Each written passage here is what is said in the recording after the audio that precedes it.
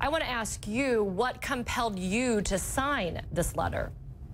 Well, I, like the others who signed the letter, have been concerned for some time about Mr. Trump and the prospect that he would first win the nomination, which unfortunately he did, and now that he might win the presidency, which he has some chance of doing. So I felt, when given the opportunity to express my concern, that I should take it. Why do you see him as a danger to the nation's security?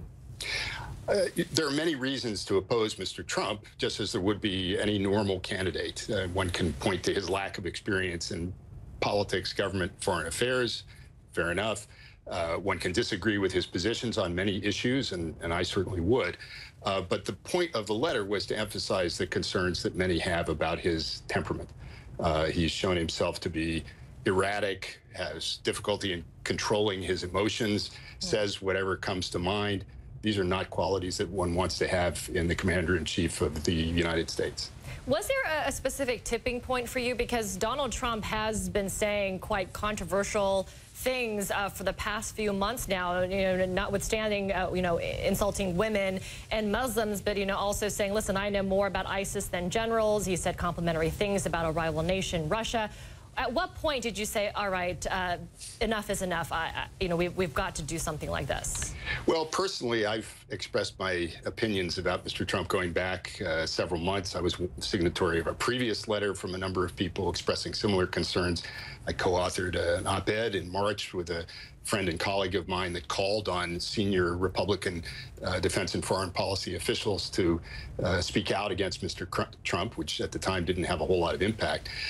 So for me, this has been a growing concern. It's an accumulation, I think, in the last couple of weeks. Of course, there have been a number of things that one can point to. One is his call to President Putin, for whom he's expressed great admiration, to involve himself in the U.S. elections by releasing emails that he may have stolen from the computers of the Democratic National Committee or from Hillary Clinton.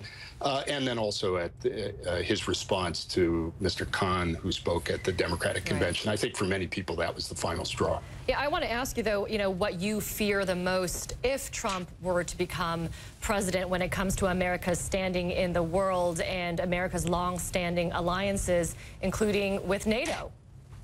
Well, he's already done a good deal of damage, I think, by raising doubts in the minds of our friends and allies about the future commitment of the United States. He said that our allies don't pay enough. If they don't pay more, we're going to withdraw from these alliances. He doesn't seem to understand the arrangements that we've worked out over decades, where, in fact, our allies do contribute to supporting our forces there. He doesn't seem to understand the benefits that the United States derives from having forward bases and alliances around the world.